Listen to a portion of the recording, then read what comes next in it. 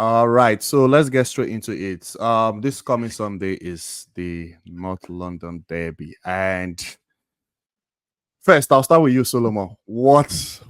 How's your confidence level right now, considering the everything now that is happening in regards to Ødegaard being injured and Declan Rice also going to miss the game? So, how confident are you going into like a way to play Spurs now? My confidence is unshaken. I'm not going to listen to the noise of the vagabonds and some of the engagement hustlers. I understand injuries are part of the game, right? Mm-hmm. We don't even know the full prognosis of the injury. We have people gaslighting Arsenal fans. Oh, the guy is out. Like even though the guy is out, there's Kai Havertz that can be pulled back. If you want to pull Kai Havertz back, we have one area that can do a job. We still have Jorginho. Like we still have Trossard. We can find a way. The team is malleable. We have good players. So I understand first choice Ødegaard, but injuries are Yeah. part of the game. So we will still beat those white strags. We'll still beat them. My confidence is not shaking. Okay. No, it's not. Dio, what about you? Sorry, I was on mute. I'm not moved at all, honestly. Okay. And I'll tell you why I'm not moved, because I if you claim that you want to be a champion, Yeah. these are the adversities that you have to overcome. Very true. If you want to be a champion, there's no stories about, oh, if we want to win the league this season, then even if we're at our weakest, we should be beating Tottenham. That's what we should be doing. Yeah. If you, Especially because look at City over the years, when City are depleted, they're winning. I gave somebody an example recently. I said City have started the first 3 games of the season without 2 of their No best Rodri. players. no Rodri, 2. no Stones. No Rodri, no Gundogan yet, fully No integrated, Stones, and no yeah. Stones. Like, so if a team like that is finding a way to win regardless of their best players not being on the pitch, if you want to compete against them as Arsenal, when your best players are not on the pitch, best believe you better go out there and do a business. And okay, for me, the way I see it, I think under Mikel Arteta in the last 2 seasons, you guys have gone there and you've gotten 3 points. And I think not this last season, I just sorry, the previous season it was 2-0, and this last season it was 3-2. So and those last 2 seasons where we can say that's when Arsenal started actually challenging for the title, if I'm correct, under Obviously, yeah. under Mikel Arteta. And of course, you guys were like very good defensively last season. You were very, very solid. But Declan Rice and Ødegaard losing those key players. Honestly, for me, I don't see Arsenal losing. I think it would be a game where without those 2 guys, I see guys to get a draw. That's how I see it. I think we play differently and because- we win. I Here's think the because problem. Okay. Here's the problem. Okay. Everybody tries to shoehorn a style on Arsenal and a Mhm. style on the players, and you don't Mhm. realize that Mikel Arteta has gotten players that can play multiple roles. Trossard can play across the front 3. We think Trossard is a left winger. He's not just a Sometimes left winger. remember was it last season, pre-season, or last 2 seasons? He plays as an 8. He played as Trossard. an 8, yeah. So Mhm. that's what I'm saying. So these are players that we have. Calafiori can play 6. Most Yeah. people don't realize this. Timber can play in the 6 with Thomas Partey. There's so many malleable players that Arsenal have. Okay, so today I was on the stream and they're like, oh, what would your team look like? And I said, I don't have to play the way my first 11 plays against the Tottenham team that plays a high line. So first Tottenham plays a high line, which means that they will attack a lot. I have a better defense. So I'll play solid defense. I'll play solidly in front of my defense and play them on the counter. Mhm. And who best on the counter for me? My fastest players, which means with Rice out and Ødegaard out, I'll find a way to shoehorn Raheem Sterling because of his speed and Martinelli at the same time into my team, while playing a back 3, so that way I can. So if I play the back 3 or a back 4 of Timber, Gabriel, Saliba, and White, but Timber inverts. That means Timber will sit in the base with Partey, and I'll play a back 3. So Gabriel, Saliba, White, and then I'll play a center 3 of Martinelli on the left, Raheem Sterling down in the middle, and Saka on the right. Those 3. And then I'll play Havertz and Jesus. So when we attack at the 4-4-2. And when we defend, Timber drops back into the 4, Partey drops back, and then Partey drops back, and then we have Martinelli and Raheem Sterling dropping to support Partey in that middle. And when we attack again, we split that way. And once we attack, and the good thing is, they are weaker at set pieces than us. Mm-hmm. They are better than last season, but they are weaker at it than us. I'm not saying that they are horrible, but Yeah. they are susceptible to set pieces. If we get ourselves in good positions to get good set pieces in and around their place, we know how good we are at set pieces. We take our chances, and it's at this point halfway through the match, I'll bring in Calafiori, take out an attacker, and close the shop. Just find a way to win. That's what you do as a team that wants to win. You don't sit there and then people want to just shoehorn the style. Like if Ødegaard is not there and Rice is not there, Arsenal has no other way of playing. That doesn't make sense for a team that wants to be champions. Oh, like people pretend that last time we went there, even though we're losing 3-0, we're not playing the free-flowing football. We're just efficient. They had the ball, and we're scoring the goals. It's unfortunate we took our eyes off the ball and they had scored 2 goals and they thought they were to equalize. Come on, man. That's bound to happen. The Falcon is a Falcon. The Eagle is the Eagle. Come on, man. Super Eagles don't play against the Falcons. Like talking about Falcons, they're not on our level. Because if you think about it, last season, if you think about it, we took our eye off the ball. But I always attribute one thing: this is a derby, not London derby. Mm-hmm. Arsenal and Tottenham's history runs deep into centuries. This will be our 196th game as league clubs, and this will be our 210th game as in total. That's non-league clubs and league clubs. We have won 87 of that. They've won 61. We've drawn about 55 in total, like with the stats. So for a not London derby to not have goals either way would be very. It takes a lot because there's that emotion as well. Everybody's playing for that emotion. So I get it that they will come with the business, but here is where you are pragmatic as somebody who wants to be champions. Okay. You play to your strength, use their weaknesses, and because we are better defensively and they like a high line. They really like a high line. Then play players that you know can counter press them, like can counter them, like proper on the move.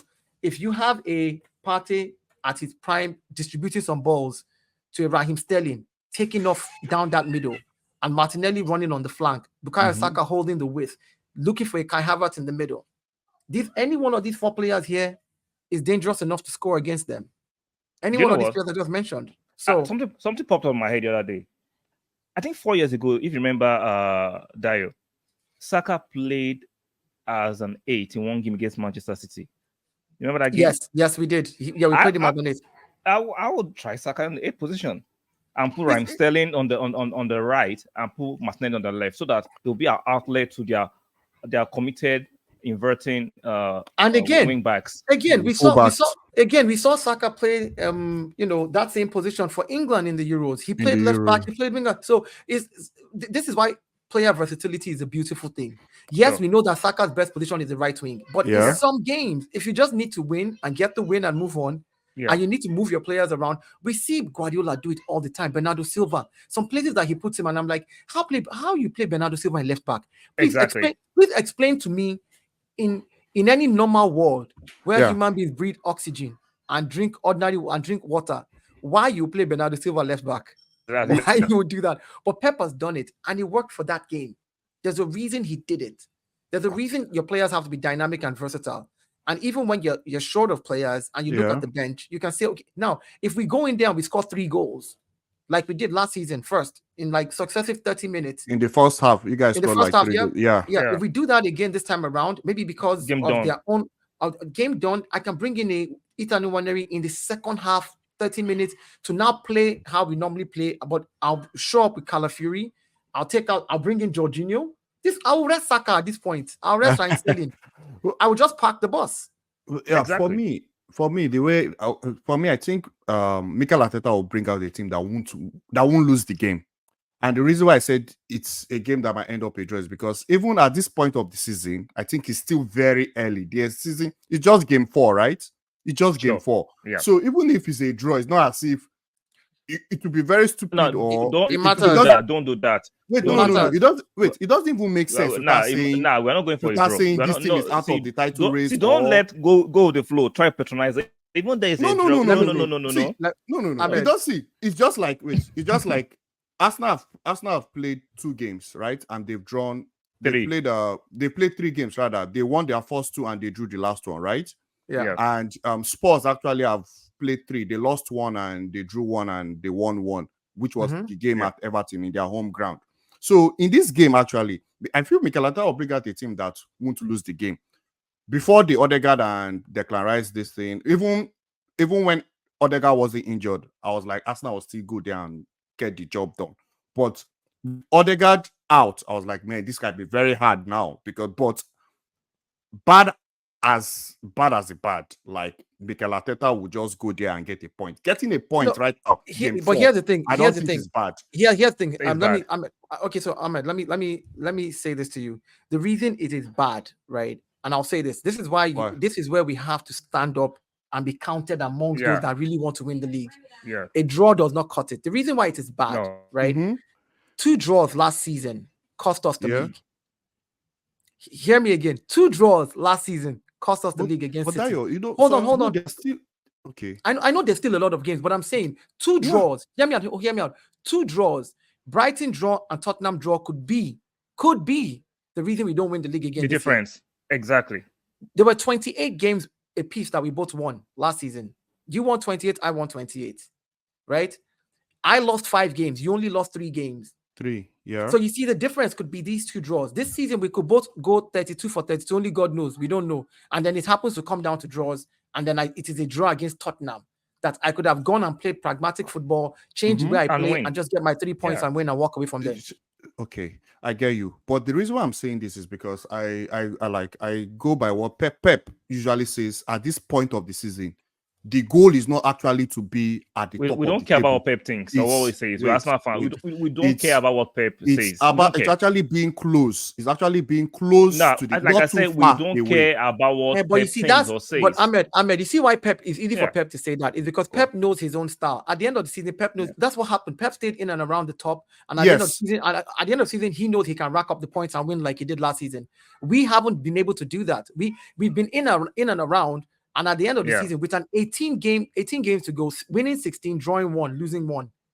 In 18 games, we still did not win the league. So a draw does not winning 16 games. Yeah, after winning 16 games out of 18. So a draw doesn't cut it for Arsenal. I think you're looking at it from the City side, which is like Pep does this all the time every season. He stays in and around, and at the end, there's a lot of games where he can catch up.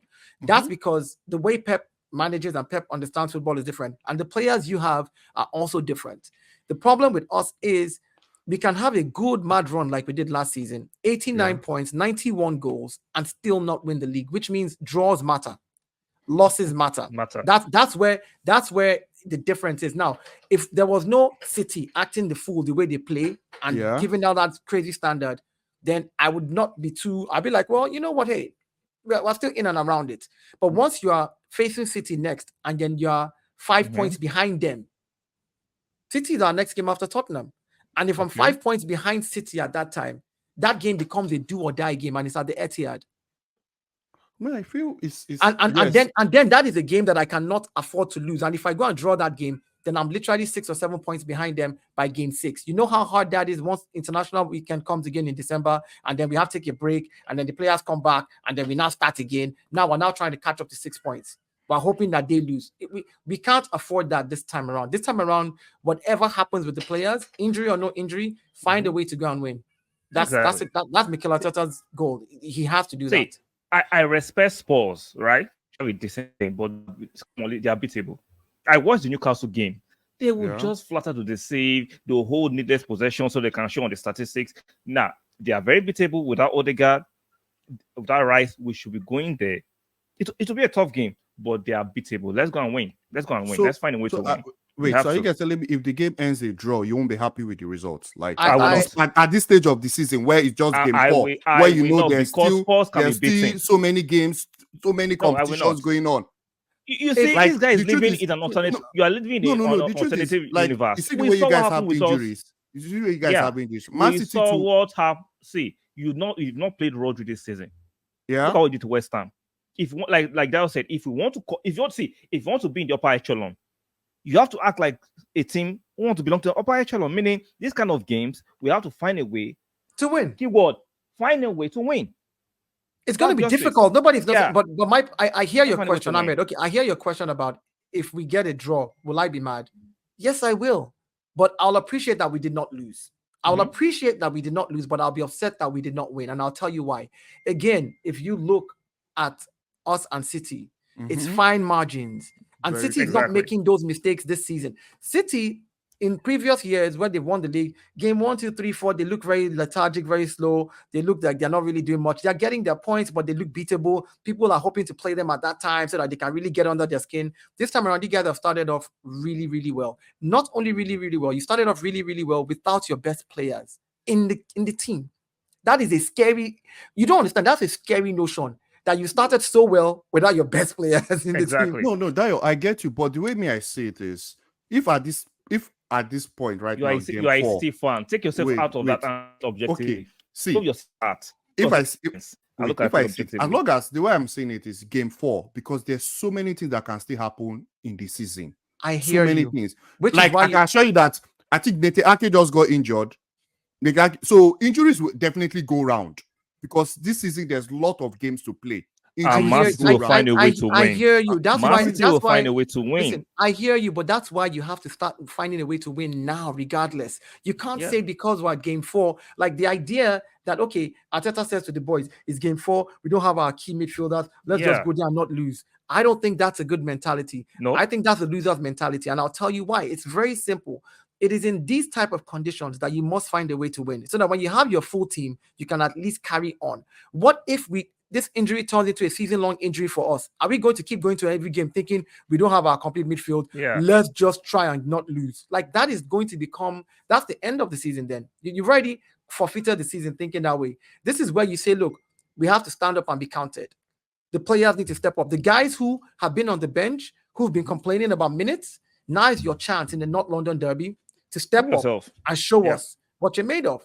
When you guys gave Oscar Bob a chance in the team, what did he do? He stepped up. When you gave Rico Lewis a chance in your team, what did he do? They stepped up. And when they stepped up, it became hard to remove them from that team. When you gave Foden the chance, he stepped up.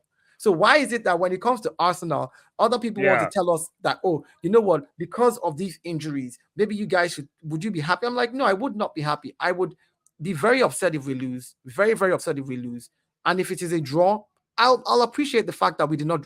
I'll see it as 2 points dropped and not a point gained. Yeah. Okay, I'll see it as 2 true. points dropped and not a point gained, because But I don't think you see it as your, like, you can't still go on to win the league. Like, oh no, the season that's is not the over. point. Yeah, But it's not the point, but we made it harder. We've just made it harder. We've just made it harder. Why make it harder on yourself when you're going against City? But This is like saying you want to fight Mike Tyson, right? okay, You want to fight Mike Tyson.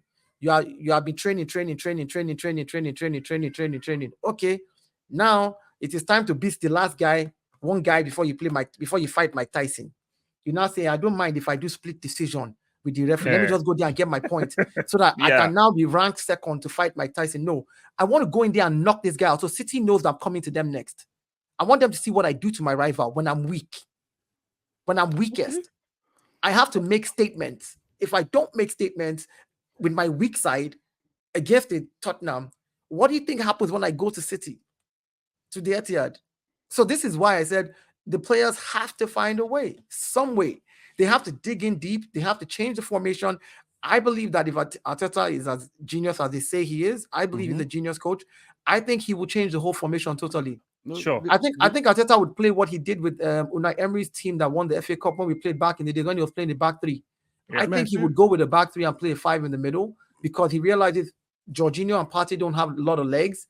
So he will play Martinelli and Saka as wing backs and probably play Gabriel Jesus if he's fit now from his groin injury and Havertz up front. But I would find a way to shoehorn Raheem Sterling into this game because of counters, because we are solid in defense and we can counter them.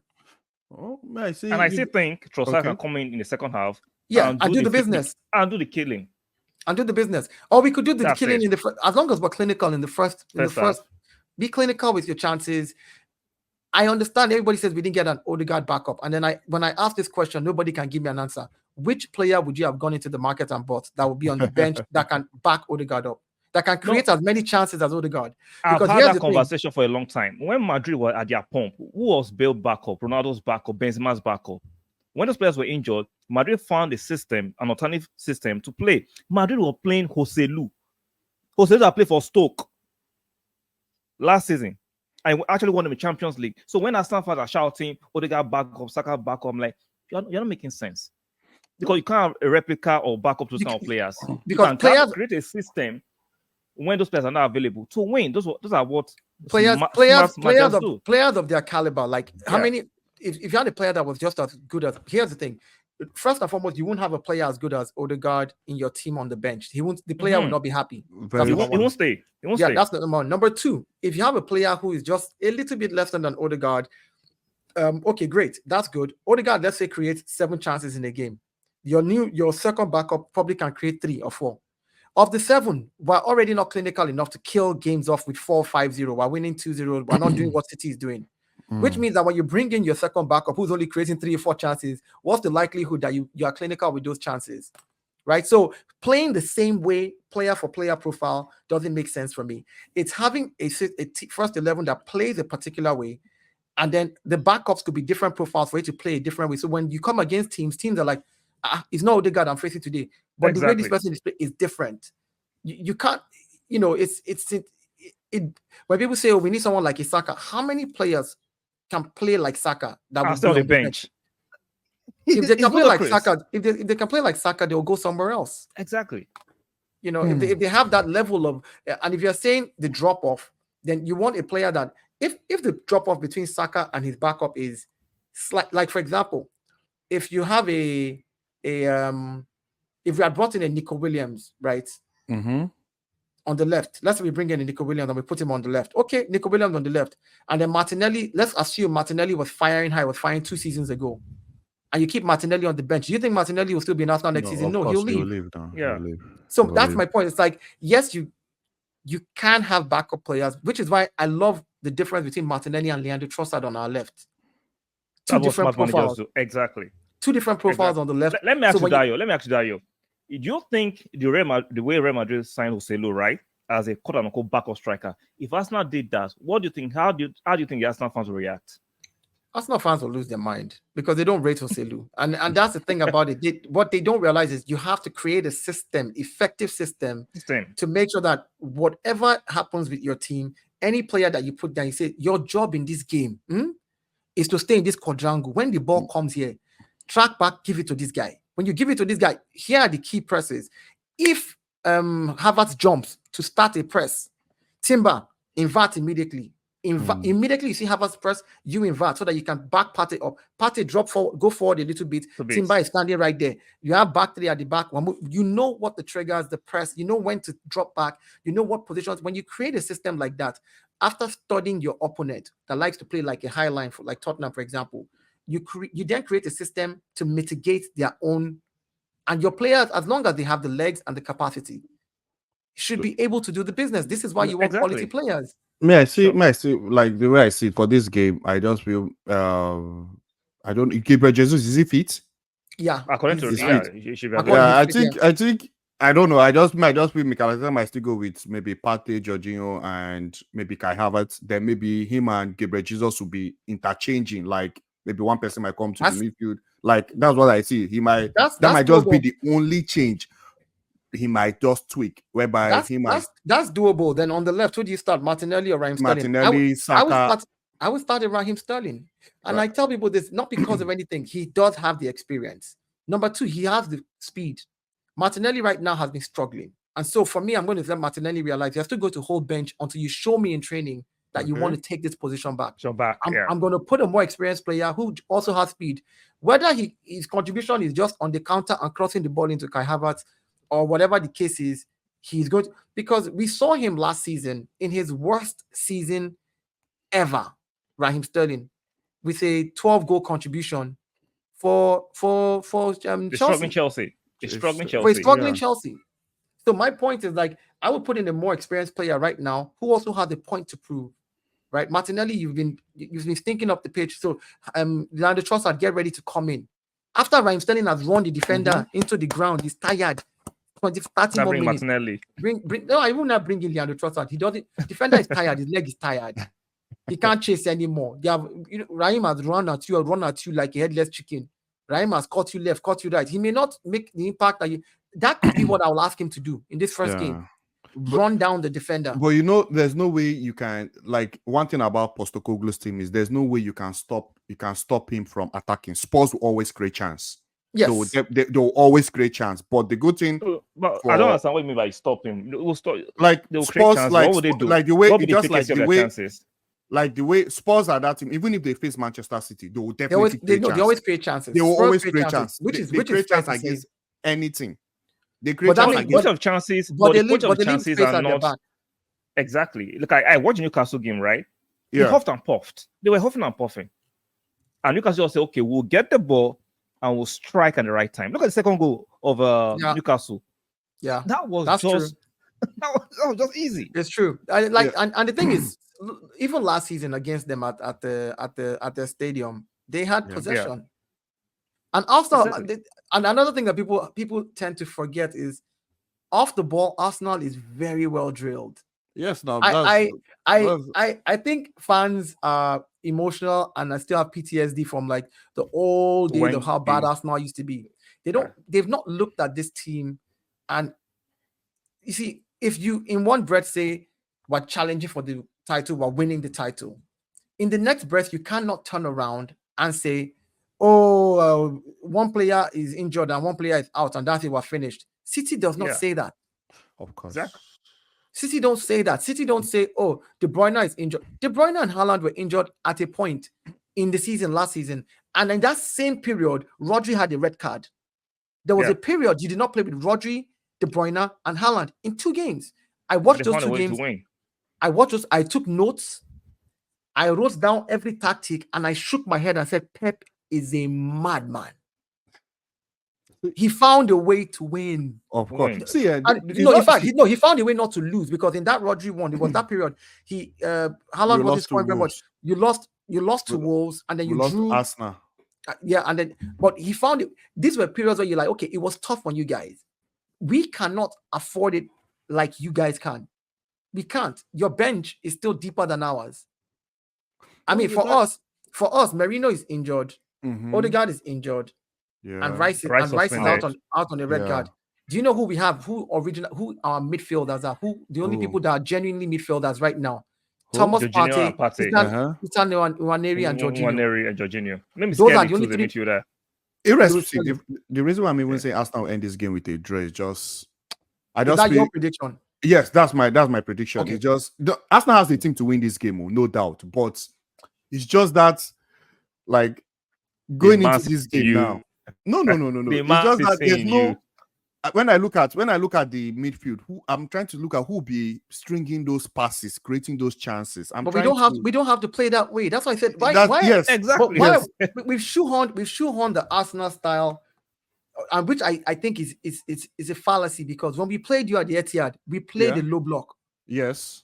We you guys wanted to play counter-attack. Yeah, we did. Football. And we were lucky. You guys are lucky that we did not, Leandro Trossard did not square that ball. He did not square that ball. If he squared that ball, that was a goal. The plan was to counter you. If we do the same to Tottenham, who like to play a high line, I don't understand why people cannot realize that there's different ways to win a game.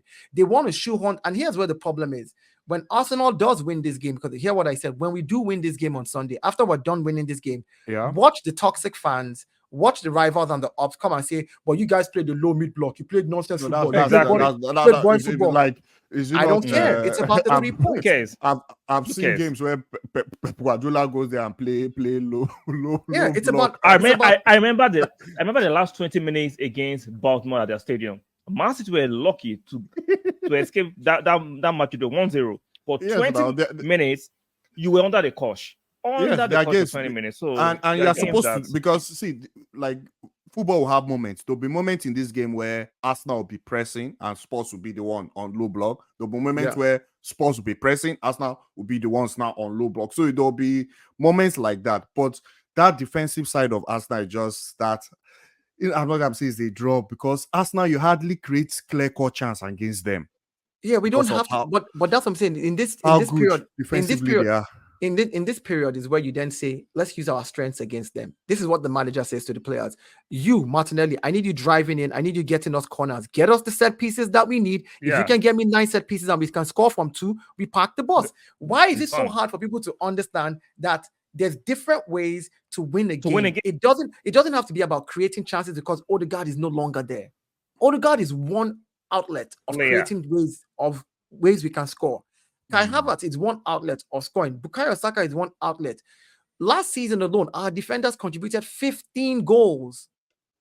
15 goals. Yes, from defenders, all defenders, 15 goals last season from set pieces, corner kicks. So I know for a fact that we have multiple ways to win this game. My thing is play to your strength, play defensively, because I know now we don't have a creative outlet. So I will change my strategy. I will play more. I'll push back. We don't have what the mainstream tag as creative outlet. We don't have. I'm saying we don't have our own. Like who our most creative player is Ødegaard. No. And we can say we don't have our most creative player because of his injury for this game. Yeah. So now I can change that aspect and say, well, since I don't have that right hand side, that creativity from Ødegaard, I can play a mid block. These guys like to play a high line. Yeah. Right? Or I can even play a low block so that I give them space to play that high line. Koglu is very stubborn. He won't change his tactics. And once they fall prey to one or two counterattacks, we as a team, we're a team that has forced many teams limited chances against us. If you go look at the stats from last season, even beginning of this season, we limit teams to very minimal shots on target against us.